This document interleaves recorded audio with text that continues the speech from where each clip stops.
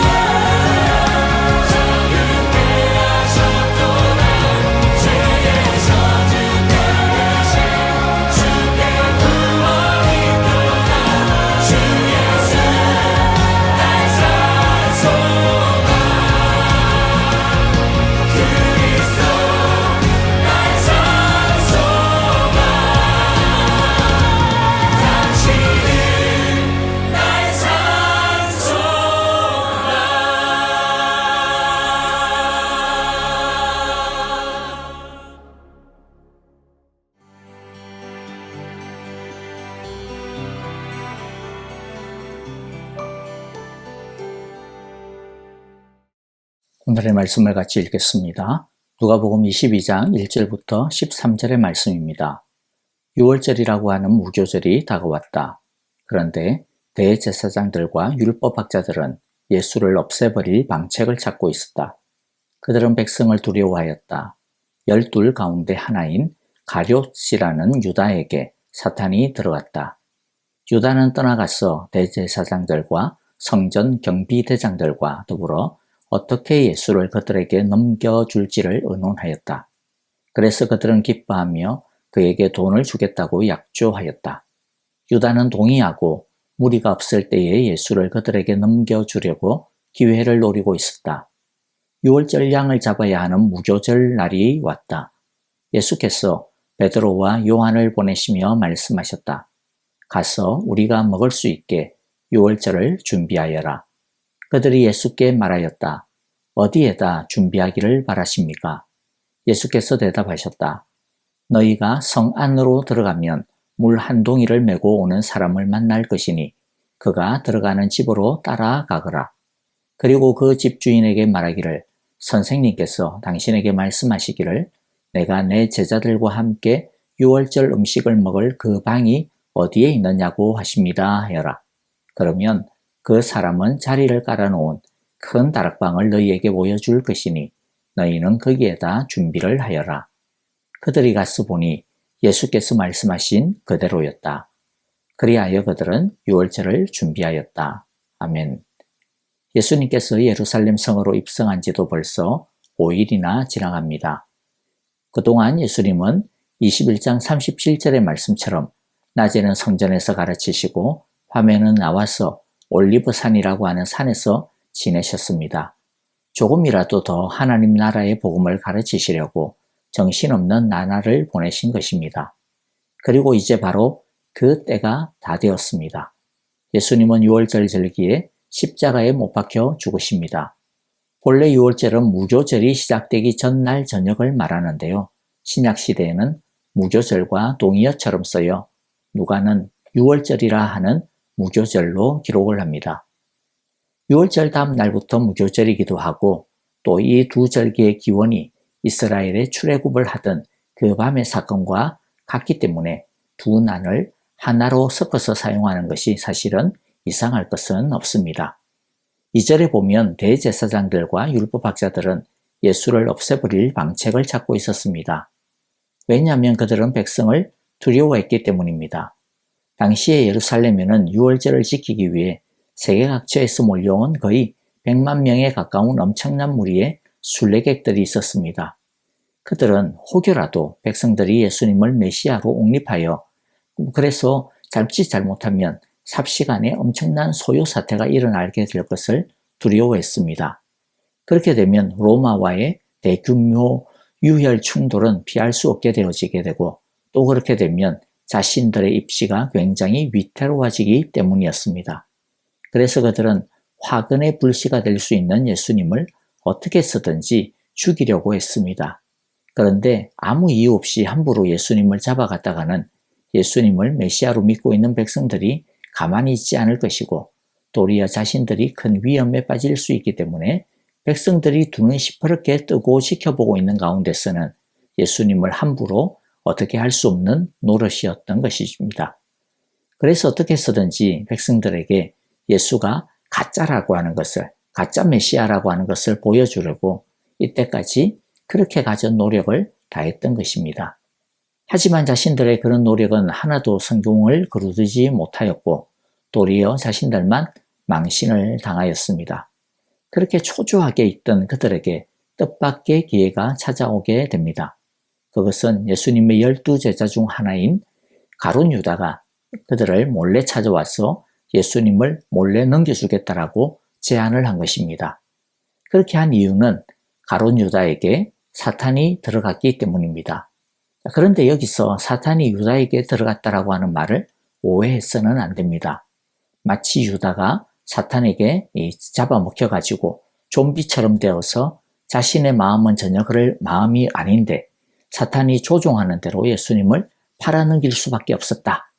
그건 가룟 유다의 원래의 뜻이 아니었다. 이런 식으로 오해를 해서는 안 됩니다. 물론 귀신 들림과 같이 어떤 영에 아주 강하게 사로잡히는 경우가 없는 것은 아닙니다. 하지만 사탄이 들어갔다거나 악한 영이 마음에 들어갔다라고 하는 것을 전부 다 귀신 들림으로 이해하면 안 되는 겁니다. 귀신 들림과 같은 경우는 오히려 아주 예외적인 사건입니다.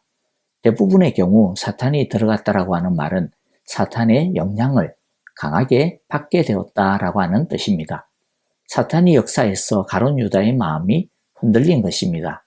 사탄은 가룟 유다의 마음을 흔들었고 가룟 유다는 그 나쁜 생각에 자기 자신의 마음과 감정과 생각을 자기 의지로 내어 준 것입니다.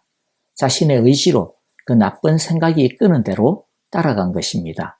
창세기 4장에 보면 자기 동생 아벨을 죽인 형 가인에게 하나님께서 이런 말씀을 하시는 것을 보게 되는데요. 4장 6절입니다. 죄가 너의 문에 도사리고 앉아서 너를 지배하려고 한다. 그러나 너는 그 죄를 잘 다스려야 한다. 즉 죄가 사탄이 마음 문을 두드리고 그 마음에 들어가려고 한다라는 거죠. 그리고 지배하려고 한다라는 겁니다. 하지만 그렇다고 해서 죄가 이끄는 대로 자신의 마음을 무장해 버리면 안 된다라는 것입니다.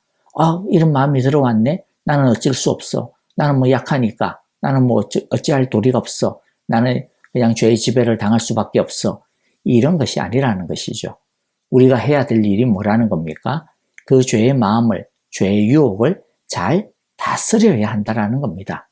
그래서 속담에도 새가 머리 위를 날아가는 것은 막을 수 없다. 그러나 새가 머리의 둥지를 틀려고 하는 것은 막아야 한다라는 말이 있죠.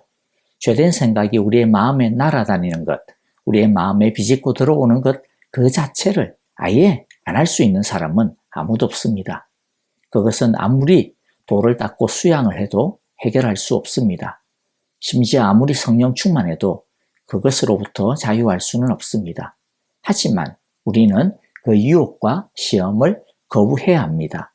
마음에 드는 생각과 감정대로 그냥 따라가서는, 휘둘려서는 안 된다라는 것입니다. 그러나 가룟 유다는 무엇 때문에 심사가 뒤틀렸는지는 몰라도 자기의 마음에 생기기 시작한 예수님을 배반해야겠다라고 하는 그 마음을 다스리지를 않았습니다. 가만히 내버려 두었고 그러다 보니 계속해서 그 마음에 잡히게 되고 그 악한 마음을 따라가기로 결국에는 결단해버리고 말게 되었습니다. 유다는 돈을 받기로 약속하고 스승이신 예수님을 넘겨줄 기회를 노립니다. 여러분, 사탄은 오늘도 다양한 방법과 수단으로 우리의 마음을 흔듭니다. 우리는 구원과 영생을 돈이 주는 일시적인 쾌락과 같은 그런 것으로 맞바꾸지 않도록 주의해야겠습니다. 죄된 마음이 들 때 그것을 가만히 내버려 두면 안 됩니다. 적극적으로 죄된 마음이 더 이상 자라지 않도록 해야 할 것입니다. 로마서 8장 13절에 보니까 여러분이 육신을 따라 살면 죽을 것입니다. 그러나 여러분이 성령으로 몸의 행실을 죽이면 살 것입니다. 자, 여기서 몸의 행실이란 우리가 하는 행동 전부를 말하는 것이 아니고요. 여기서의 몸이라고 하는 것은 죄의 지배를 받는 삶의 습성을 뜻합니다. 그런데 어떻게 해야 이 죄된 몸의 행실을 죽일 수 있습니까? 우리 힘으로는 할 수 없습니다. 누구의 힘으로 합니까? 성령으로 몸의 행실을 죽이면 산다라고 합니다. 그러므로 우리에게 자꾸 찾아오는 이 죄된 마음을 다스리려면 성령 충만해야 합니다. 성령 충만이란 성령이 이끄는 대로 사는 것을 말합니다. 성령님의 지배에 순종하는 것입니다. 그런데 성령 충만하려면 성령님의 민감해야 되고 가까이 있어야 합니다. 성령님이 무엇을 원하시는지, 무엇을 하라고 하시는지도 모르는데 어떻게 성령이 이끄시는 대로 살 수가 있겠습니까? 성령 충만할 수가 없는 거죠. 그런데 성령님에게 민감하고 성령님과 가까우려면 성령님께서 우리에게 가르쳐 주신 성령님의 교과서를 잘 배워야 합니다. 즉 성경을 가까이 해야 합니다. 예수님도 그래서 자신을 유혹했던 사탄을 어떻게 물리치셨어요? 올바른 말씀을 사용하심으로써 물리쳤다라고 하는 것을 우리가 너무 잘 압니다. 그러므로 시시때때로 우리의 마음을 흔드는 사탄의 꼬드김을 말씀으로 다스려야 합니다. 말씀의 일상화, 예배의 일상화는 그래서 단순한 구호가 절대로 아닙니다. 이벤트가 아닙니다. 이것은 우리가 죽느냐 사느냐 하는 것을 결정짓는 결정적인 습관의 문제인 것입니다. 위기 때는 자기 몸에 배인 것에 따라 행동을 하게 마련입니다. 그래서 군인이나 운동선수들이 똑같은 행동을 지겹도록 반복하고 죽으라고 반복하는 이유가 바로 그것입니다. 머리에 베이게 하는 것이 아니고 몸에 베이게 해야 되기 때문입니다. 그래야 결정적인 순간에 그게 바로 툭 튀어나와서 자신을 보호할 수 있기 때문이죠. 우리에게 말씀과 기도, 예배가 그렇게 몸에 배어 있어야 합니다. 그래야 사탄이 몰래 들어오려고 할 때 민기적거리지 아니하고 한 방에 날려버릴 수 있는 것입니다.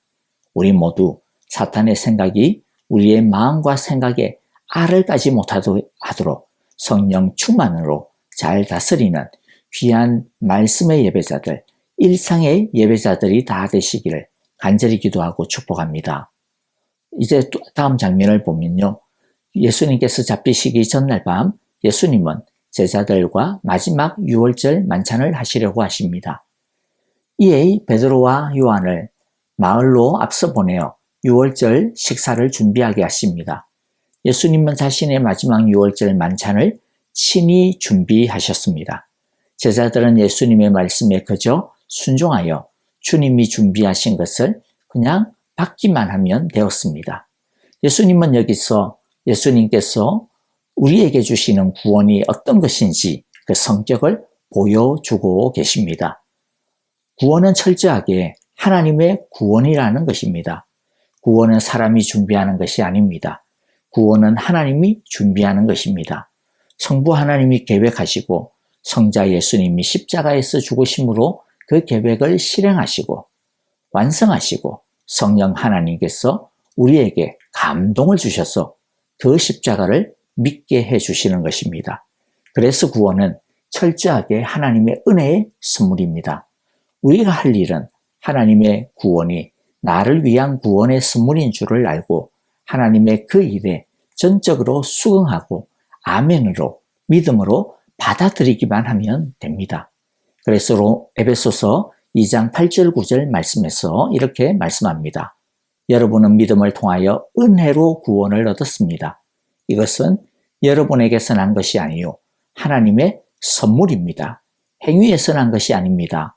그러므로 아무도 자랑할 수 없습니다. 하나님의 이 구원 앞에 우리는 아무도 자신을 자랑할 수 없고 해서는 안 됩니다. 우리는 그저 하나님의 무한하신 사랑에 감사할 뿐입니다. 그리고 그 사랑에 보답할 따름입니다. 순종할 따름입니다.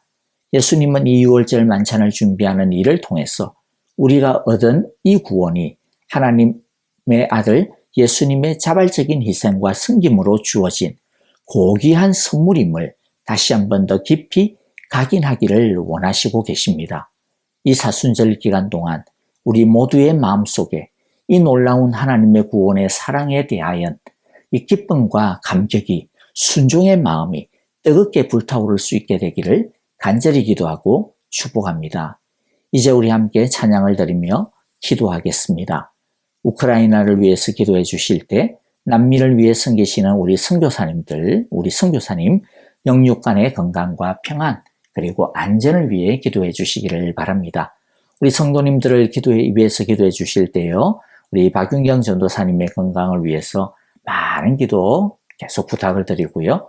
또 여러분 우리 박안신 장로님을 위해서도 기도 부탁을 드립니다. 이번 주에 내장에 출혈이 있어서 또 병원에 입원 중에 있는데요. 출혈이 되는 부위를 이번에는 정확하게 발견하여서 적절한 치료를 꼭 받을 수 있도록 깨끗하게 치료되어질 수 있도록 또 잘 감당할 수 있도록 그 체력과 또 건강을 위하여 계속 많은 관심과 기도 부탁을 드립니다. 이제 우리 함께 찬양을 드리고요. 기도하겠습니다. 세상 사랑하사 독생자를 주셔서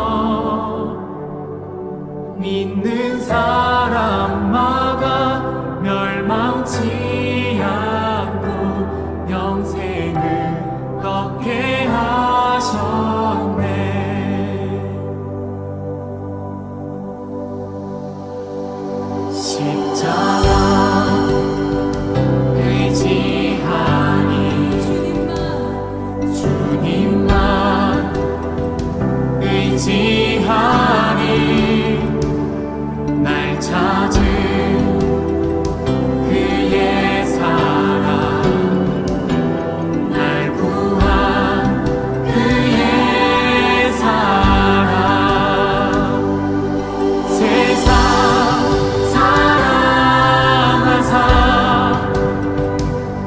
독생자를 주셔서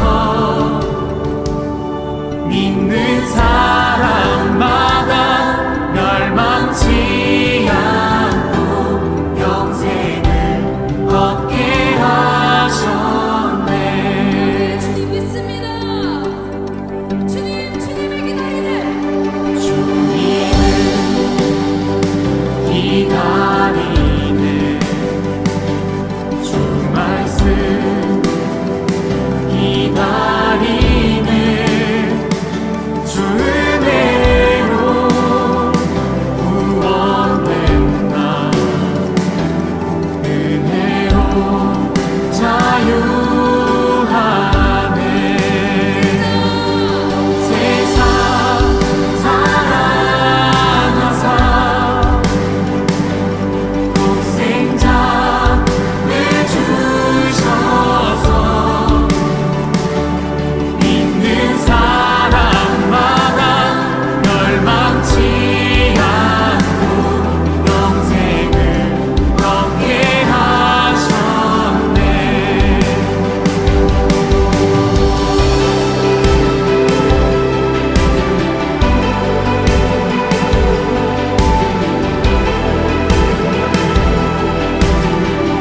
오직 주의 은혜로 우리가 구원받았음을 믿습니다. 하나님.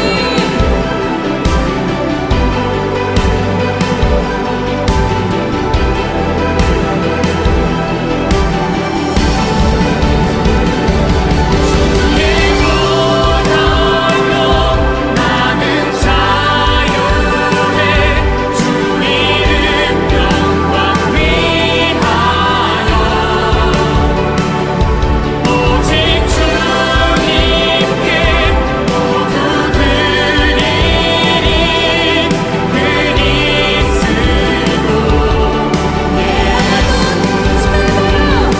주의 보혈로 나는 자유해. 주 이름 영광 위하여 오직 주님께 모두 드리리.